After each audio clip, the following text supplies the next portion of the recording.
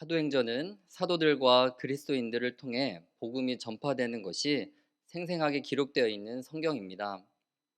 처음부터 마지막 장까지 사도행전을 이끌고 가는 중요한 구절이 있습니다. 그 구절이 무엇입니까? 사도행전 1장 8절의 말씀입니다. 이 말씀은 모르는 분은 계셔도 아신다면은 아마도 다 암송하고 있는 말씀이지요. 네, 우리 이 시간에 한번 천천히 한번 암송해 보도록 하겠습니다. 시작. 오직 성령이 너희에게 임하시면 너희가 권능을 받고 예루살렘과 온 유대와 사마리아와 땅 끝까지 이르러 내 증인이 되리라 하시니라. 아멘. 네, 역시 다 이렇게 암송하고 계시네요. 네, 이 말씀은 주님께서 승천하시기 전에 제자들에게 하신 말씀입니다. 이 말씀을 주제로 사도행전에서 나타나고 기록된 모든 사건들이 예수 그리스도의 복음이 예루살렘을 넘어서 온 유대와 사마리아와 또 땅끝까지 전파된다는 것을 드러내고 있습니다. 이 말씀이 대단히 역동적으로 기록되어 있습니다. 그러나 사실 우리에게 익숙한 이 1장 8절의 말씀은 상당히 파격적인 말씀이었습니다. 우리들에게 익숙한 이 말씀이 왜 파격적인가라고 생각하시는 분들도 계시겠지만, 이 당시 그리스도인들을 생각해 본다면 특히 히브리파 기독교인들, 유대인 그리스도인들에게는 적지 않게 당혹감을 주는 말씀이었습니다. 왜냐하면 이때까지만 해도 죄사함을 받게 하는 성령의 선물은 유대인들에게만 해당되는 것이지 사마리아인이나 이방인들까지 이렇게 포함된다라고 생각하지 못했기 때문입니다. 예루살렘이나 온 유대까지는 모르겠는데 사마리아와 땅 끝까지 가라고 말씀하신 이 주님의 명령은 당시 그리스도인들에게 낯선 명령이었을 것입니다. 그러나 파격적이었던 이 주님의 명령은 없어지지도 않고 곧 시행됩니다. 오히려 그리스도인들은 성령 하나님의 주도적이고 이끄심 가운데 복음의 능력을 경험하게 됩니다. 그리스도인들은 여러 가지 사건들과 문제들을 겪으면서 조금씩 사마리아를 지나서 세상을 향해서 뻗어나가게 됩니다. 본문 말씀인 8장은 빌립을 중심으로 복음이 사마리아 땅에 전파되고 그다음에 이방인 에디오피아 내시를 만나서 복음이 전파되어지는 내용이 기록되고 있습니다. 8장을 보시면 사도행전 1장 8절의 말씀이 실제적으로 이렇게 시행되는 것을 알 수 있는데요. 그런데 중요한 것은 이 사마리아의 땅에 복음이 전파되고 믿는 사람의 수가 더하다는 것은 비단 빌립 한 사람의 노력으로 된 것이 아니다라는 것입니다. 성령 하나님께서 모든 순간마다 빌립을 도와줄 사람들을 보내주시고 또 상황과 환경을 인도해 주셔서 조화롭게 아름답게 이끌어 가시는 것을 볼 수 있습니다. 8장에 크고 작은 단편적인 사건들이 이렇게 여러 개 등장을 합니다. 이 말씀을 통해서 우리는 때마다 또 각각의 일들을 조화롭게 이끌어 가시고 또 합력해서 선을 이루어 가시는 성령 하나님의 인도하심을 고백하지 않을 수 없습니다. 오늘은 8장에 기록된 크고 작은 일들을 살펴보면서 하나님께서 어떻게 사마리아 땅에 복음이 전파되게 하셨는지, 누구를 보내시고 또 누구를 만나게 하셨는지에 대한 말씀을 듣고자 합니다. 말씀을 통하여 매 순간마다 나의 삶을 아름답고 또 조화롭게 이끌어 가시는 성령 하나님을 만나시는 시간이 되시기를 바랍니다. 뿐만 아니라 복음의 능력을 경험하면서 예수 그리스도의 증인된 삶을 살아가고 있는지를 점검해 보는 시간이 되기를 원합니다. 본문은 한 사람의 죽음을 알림으로써 시작됩니다. 1절 말씀에 사울이 죽임을 당함을 마땅하게 생각한 사람이 누구지요? 스데반입니다. 스데반은 빌립과 함께 세움을 받았던 7명의 일꾼 가운데 한 사람으로서 성령과 지혜가 충만하여서 칭찬을 받는 사람이었습니다. 이런 스데반이 설교를 하고 순교를 당한 것이지요. 이 사건을 시작으로 예루살렘 교회는 큰 박해를 받게 되었습니다. 경건한 사람들은 스데반을 장사하고 크게 울면서 슬퍼하였습니다. 3절 말씀을 보시면 사울은 교회를 잔멸하기 위해 남자와 여자를 가리지 않고 옥에 가두었습니다. 극심한 박해로 예루살렘 교회는 사도들을 제외하고 유대와 또 사마리아로 뿔뿔이 흩어지게 되었습니다. 교회에는 말할 수 없는 큰 슬픔과 또 환란이 다가왔습니다. 이것이 1절부터 3절까지의 말씀이지요. 이 정도 되면 어떻겠습니까? 두려움과 공포로 인하여서 복음을 전할 수 있겠습니까? 사울은 교회를 잔멸하기 위해 기세가 등등했다라고 합니다. 잔멸하다라는 것은 아예 교회를 파괴하고 또 회방하고 완전히 지워버릴 그런 작정을 했던 것이 아니겠습니까? 박해로 인해서 그리스도인들은 뿔뿔이 흩어지게 되었습니다. 흩어졌으면 때를 기다리면서 좀 사울이 잠잠해지기를 기다릴 법도 한데 그리스도인들은 흩어져서 무엇을 했습니까? 그곳에서 흩어진 곳에서 복음을 전했습니다. 우리 4절 말씀을 함께 봉독하시겠습니다. 시작. 두루 다니며 복음의 말씀을 전할세. 아멘. 그렇습니다. 스데반의 순교는 분명히 교회의 큰 슬픔으로 또 큰 위기로 다가왔습니다. 또 한편으로 스데반의 순교를 통해서 그리스도인들이 예루살렘을 떠날 수 있는 그런 발판이 만들어지게 되었습니다. 흩어진 그리스도인들은 봉독한 말씀과 같이 두루 다니면서 오히려 복음의 말씀을 전했다라고 말씀하십니다. 빌립도 이 사건을 계기로 사마리아로 가게 된 것이지요. 빌립도 사마리아 성으로 내려가서 다른 이들과 마찬가지로 그리스도를 백성에게 전파합니다. 그래서 5절과 6절 말씀을 보시면 빌립이 사마리아 성에 내려가서 그리스도를 전파했을 때 사마리아 사람들이 빌립의 말을 듣고 한 마음으로 그를 따르더라고 말씀하십니다.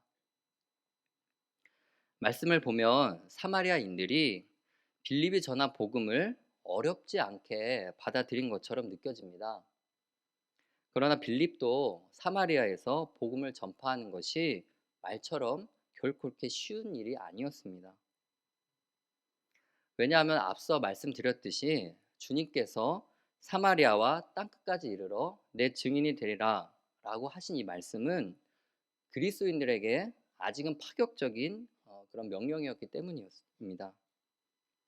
주님의 명령을 시행하기에는 아직도 유대인들과 또 사마리아인들 간에 있는 그런 깊은 그 골이 있었습니다.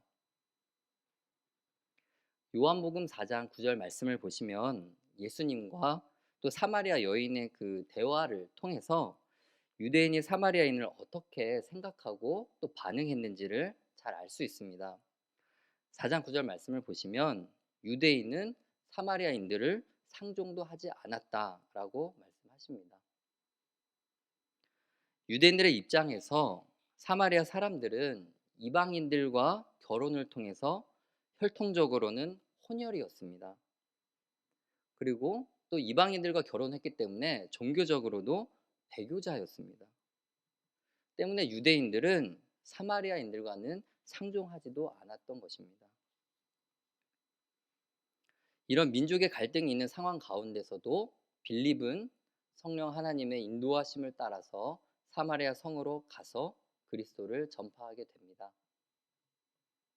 사랑하는 성도 여러분, 말씀을 묵상하며 우리에게도 유대인들과 같이 주님의 말씀을 순종함에 있어서 이런 좀 주저함이 있지는 않았는지 우리의 모습을 돌아보기를 원합니다. 성령 하나님께서 강권하시면서 이렇게 인도하시는데도 불구하고 유대인들의 모습과 같이 주님이 가라고 하시는 그 명령에 굉장히 낯설게 반응하거나 저는 해당되지 않아요 라고 생각하지는 않았는지 오늘 말씀을 통해서 우리의 모습을 점검하기를 원합니다. 사마리아 사람들은 빌립이 전하는 그리스도의 복음을 듣고 빌립의 말을 따랐을 때 놀라운 변화를 경험하게 됩니다. 우리 6절과 7절 말씀을 함께 봉독하시겠습니다. 시작.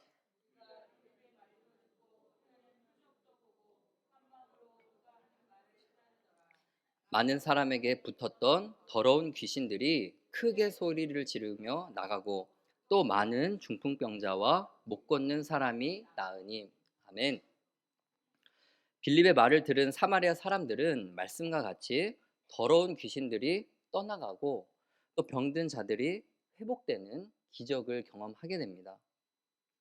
과연 사마리아 사람들은 빌립의 어떤 말을 들었길래 많은 사람들에게 붙었던 귀신들이 떠나가고 또 중풍병자가 그리고 또 각종 병들을 갖고 있는 사람들이 나음을 얻는 그런 은혜를 경험하게 되었을까요? 빌립이 전한 말이 무엇이었는지 본문에서 우리는 어렵지 않게 찾을 수 있습니다.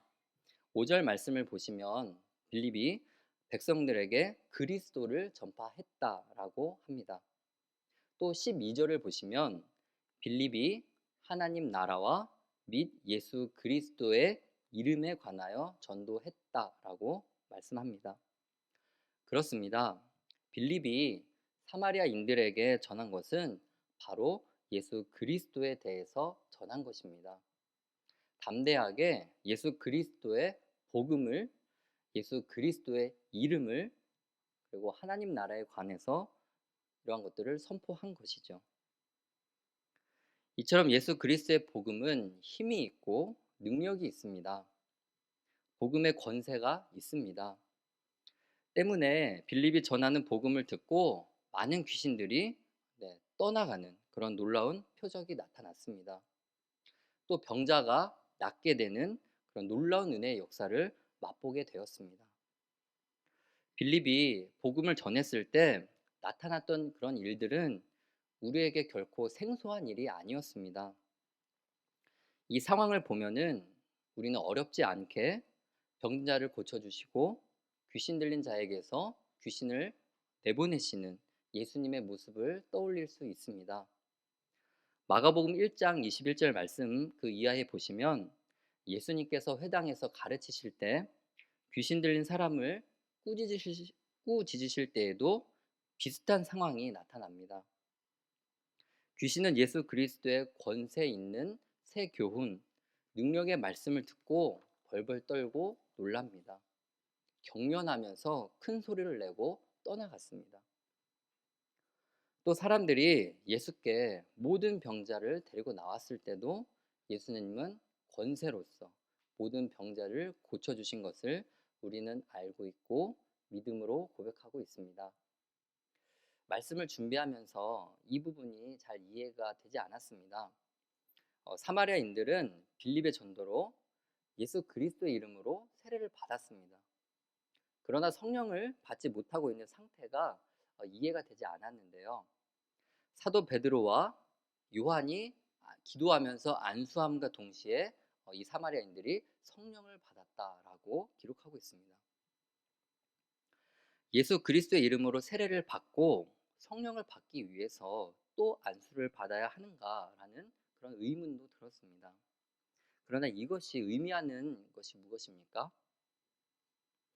빌립이 사마리아에 복음을 전하기 전에 먼저 그 사마리아의 자리를 튼 사람이 있었습니다. 누구지요? 시몬입니다. 이 말씀을 보시면 시몬이 계속해서 나오고 있는데요. 네, 이 시몬은 마술사로 술법을 이용해서 사람들을 현혹시키고 명성을 낮은 자나 높은 자나 할 것 없이 명성을 키우던 자가 이 마술사 시몬이었습니다. 베드로와 요한이 이 사마리아에 왔을 때 시몬은 베드로에게 안수하면서 성령을 받는 것을 보면서 너무나 놀라고 그 안수함을 제가 돈을 주고 사겠습니다라고 이렇게 했던 사람입니다. 이로써 시몬은 자신의 능력이 하나님께로부터 온 것이 아님을 증명하는 것이죠. 시몬의 이런 욕망은 하나님의 은혜의 선물을 값싼 은혜로 전락시켜 버리는 순간이 됩니다. 이렇게 아직 유대인과 사마리아인의 막힌 담을 허물어야 했습니다. 베드로와 요한이 온 것은 사마리아 사람들도 하나님의 말씀을 받았다는 것을 확인하기 위해서 온 것 아니겠습니까? 베드로와 요한이 사마리아에 가서 봤더니 빌립을 통해서 그리스도에 대해서 듣게 된 사람들이 진실하게 그리스도에 대한 믿음을 가지고 있음을 확인하게 된 것입니다. 초대교회의 기둥과 같은 베드로와 요한이 그 세례받은 그들에게 안수를 하니 하나님께서 성령을 그들에게 주신 것도 주신 것을 보면서도 이것을 계기로 베드로와 요한은 한 가지 확신하는 것이 있었습니다. 사마리아인들도 죄 사함을 받는 회심을 하나님이 주셨구나라는 확신을 하게 되는 그런 계기가 됩니다. 사랑하는 성도 여러분, 이 본문의 전체적인 말씀을 통하여서 성령 하나님의 이끌어 가시는 그런 복음의 하모니가 느껴지시는지요? 처음에 사울의 박해로 인해 스데반이 순교하게 됩니다.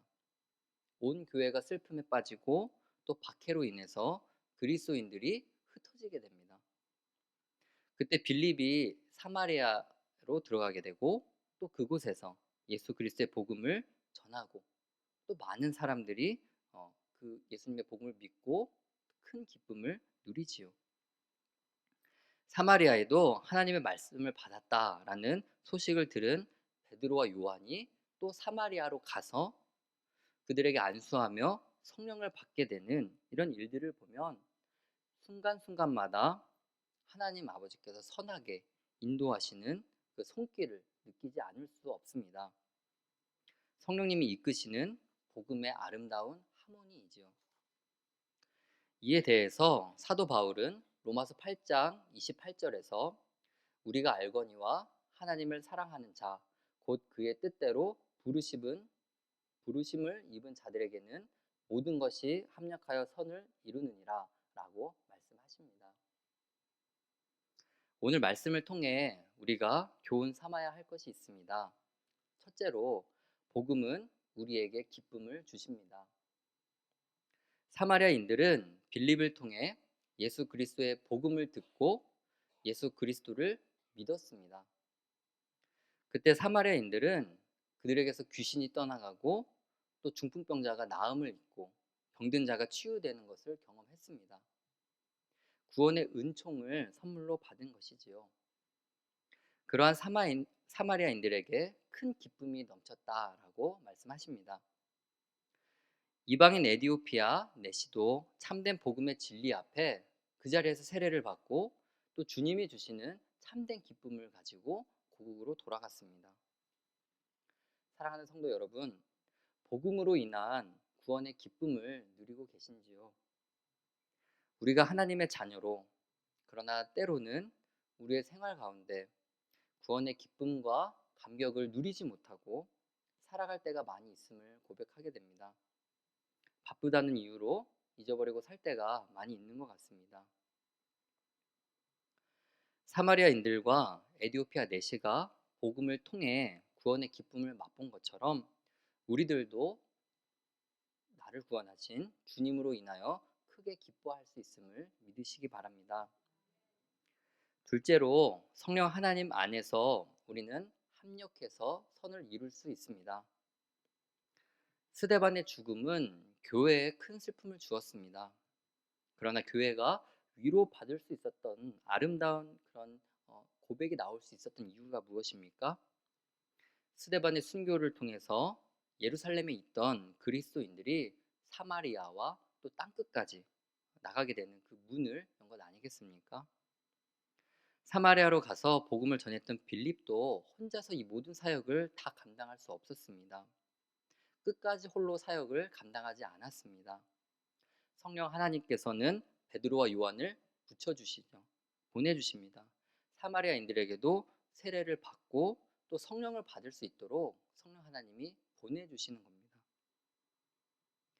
당장의 나의 뜻과 계획대로 일이 진행되지 않을 때라도 그 상황과 환경을 통해서 세심하게 또 조화롭게 이끌어 가시는 성령 하나님의 손길을 의지하시는 저와 여러분이 되시기를 바랍니다. 합력하여 선을 이루게 하시는 하나님께서 제자된 우리의 삶과 행동을 통해 아름답게 복음의 연주를 계속해 나가시는 줄로 믿습니다. 셋째로 그리스도인은 복음을 전해야 합니다. 오직 성령이 너에게 임하시면 너희가 권능을 받고 예루살렘과 온 유대와 사마리아와 땅끝까지 이르러 내 증인이 되리라. 우리가 이 말씀을 기억하고 복음을 전해야 합니다. 이 말씀을 묵상하면서 주님을 전하는가 제 스스로 물어봤을 때 선뜻 대답하지 못하는 제 모습을 보면서 부끄러워하지 않을 수 없었습니다.